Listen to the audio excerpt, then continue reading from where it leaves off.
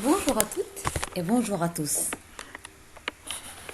Aujourd'hui, nous allons continuer la présentation du module création d'entreprise destiné aux stagiaires de l'OFPPT, les bacs pro, les baccalauréats professionnels, les techniciens spécialisés en gestion d'entreprise ou techniciens comptables d'entreprise.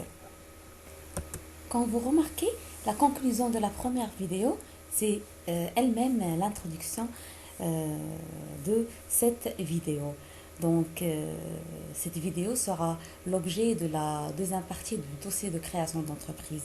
Donc, la séance précédente, nous avons vu une introduction relative au module et on a vu tous ensemble des étapes de création de l'entreprise, la définition de l'entreprise, la définition de l'entrepreneuriat, la définition d'entreprendre, etc.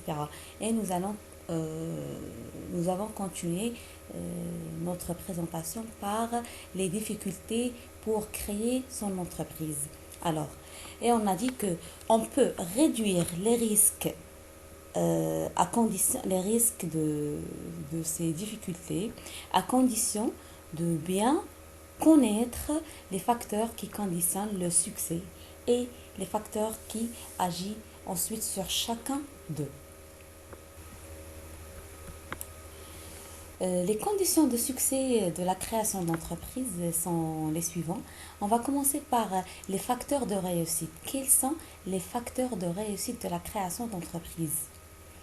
Les uns sont liés aux qualités intrinsèques du créateur et les autres relèvent de l'idée qui est à la base de la création de l'entreprise. D'autres, enfin, tiennent de la conception et la mise en œuvre du projet. Aussi, nous avons les qualités du créateur. Si la fortune sourit aux audacieux,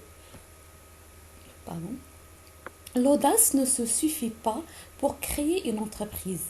Presque tous ceux qui réussissent possèdent des motivations et des qualités qui les distinguent nettement.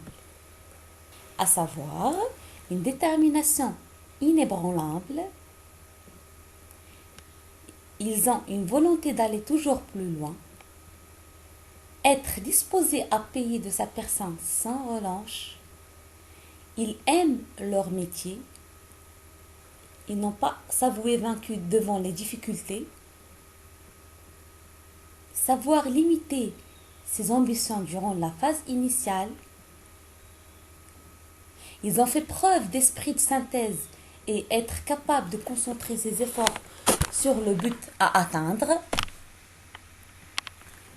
Ils ont un savoir communiquer et faire partager ses convictions aux autres.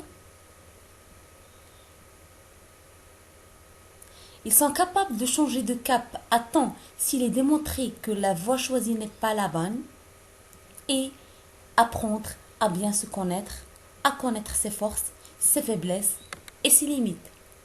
Ce sont les qualités requises pour les bons créateurs de projets. En ce qui concerne les qualités d'un bon entrepreneur, ils peuvent être définis comme un corpus de connaissances, un ensemble de compétences et un groupe de traits de caractère. En ce qui concerne les connaissances, ils sont un ensemble ou une série d'informations mémorisées que l'on peut mobiliser. Quant à la compétence, c'est la capacité à mettre ses connaissances en application. Et les traits de caractère, ce sont l'ensemble des qualités particulières ou de caractéristiques qui composent la personnalité de chaque individu. Voilà, on passe maintenant aux principales caractéristiques d'un entrepreneur.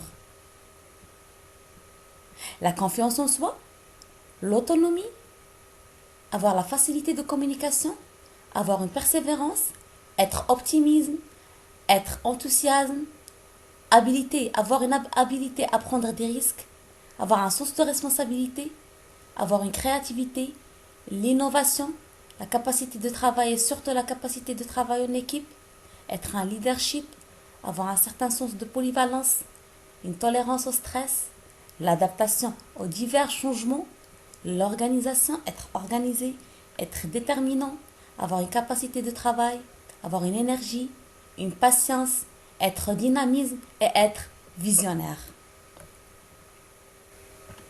En ce qui concerne l'origine de l'idée d'être un entrepreneur, peut être issue de plusieurs milieux et origines, à savoir le milieu familial de l'enfant qui grandit en côtoyant un parent en affaires et qui est influencé par celui-ci dans son processus d'analyse est une source importante. La personne qui devient entrepreneur, par exemple, à cause d'un intérêt personnel, à savoir des hobbies, des cours, des passe-temps, etc., ou d'une expertise développée dans un secteur précis. Sinon, cette origine peut être la personne qui se lance en affaires située à une réorientation de carrière. Ou bien la personne qui subit une dégradation de ses conditions de travail ou carrément une mise à pied et qui veut se lancer dans une entreprise et devenir un entrepreneur. Quels sont les besoins d'un entrepreneur? Les besoins d'un entrepreneur varient d'un individu à un autre selon l'âge, le sexe, le statut ou bien le travail. Abraham Maslow les classe en deux catégories, à savoir les besoins primaires et les besoins secondaires. En ce qui concerne les besoins primaires ou aussi dits physiologiques, ils sont manger, boire, dormir à l'abri, se reproduire, se sentir en sécurité pour soi et sa famille, etc. Relativement aux besoins secondaires désignés par ordre de priorité, à savoir la réciprocité, l'accomplissement et l'autoréalisation. Le tableau ci-ci nous détaille les besoins d'un entrepreneur selon les besoins classés par Abraham Maslow. Comme vous voyez dans la pyramide ci-dessus, nous avons les besoins physiologiques qui sont dormir, se nourrir, se reproduire, se vêtir ou se protéger du froid. Ce sont les besoins primaires et les besoins essentiels qu'a un individu. Les besoins de sécurité, avoir une protection, avoir une stabilité, avoir une organisation. Ensuite, nous avons les besoins de réciprocité, avoir une affection, un amour, un contact humain et une acceptation sociale. En ce qui concerne les besoins d'accomplissement, c'est le fait d'avoir un statut social, une domination, une affirmation, une recherche de l'action, avoir un respect ou un estime. Et les besoins d'autoréalisation, c'est la réconciliation de l'homme avec lui-même et son environnement, se développer ou bien s'accomplir. C'est la pyramide de Maslow. Qu'est-ce qu'on entend par la créativité? La créativité, c'est la capacité à concevoir, donner forme, faire ou fabriquer quelque chose d'une manière nouvelle ou différente.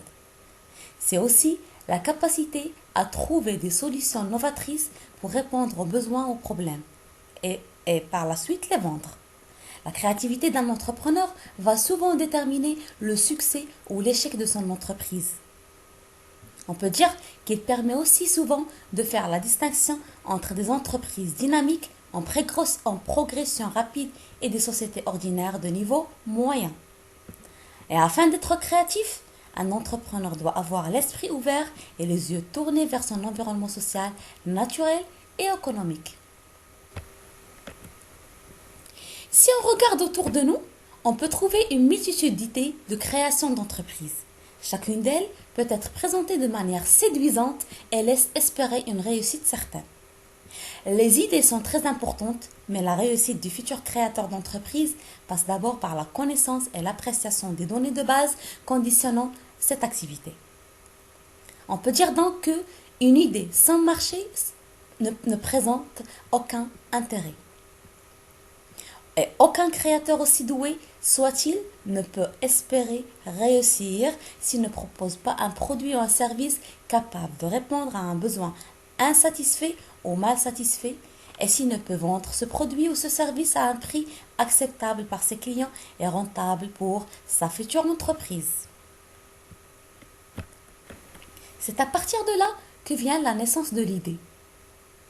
Dans la naissance de l'idée, on a 2 points. On va voir 2 points. La source de l'idée et le cadrage de l'idée. Créer une entreprise n'est pas une tâche facile, bien évidemment, et cela pour de multiples raisons. Avant de se lancer, il faut prendre le temps de bien penser le projet.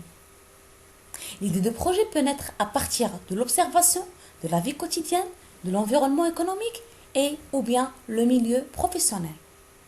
Et pour bien observer, vous devez en tant qu'entrepreneur créer l'intention d'être un entrepreneur.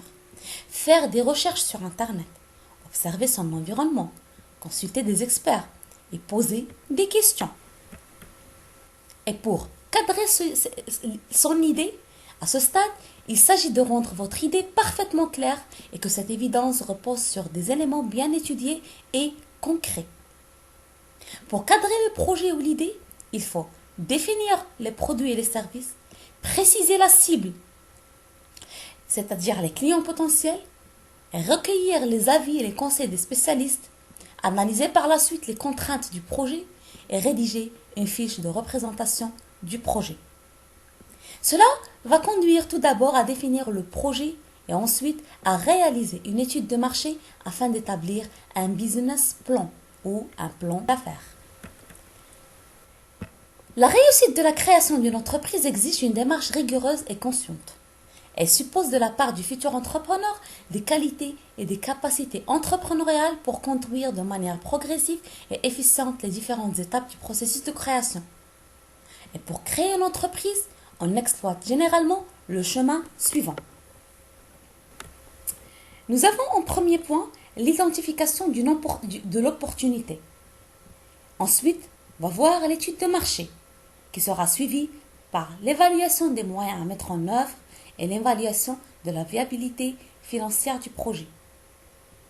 Par la suite, on va voir le choix du statut juridique de l'entreprise à créer, qui sera suivi de l'élaboration du plan d'affaires et la mise en place du plan du financement. Et enfin, on va voir l'accomplissement des formalités administratives. Voilà, avec ce chemin, nous terminons la vidéo d'aujourd'hui et je vous donne rendez-vous à la prochaine vidéo où on va aborder l'identification d'une opportunité. Je vous remercie tous pour votre attention, pour votre soutien et pour votre intérêt aux différents modules de l'OFPPT. Je vous remercie, la vidéo touche à sa fin et je vous dis au revoir et à la prochaine.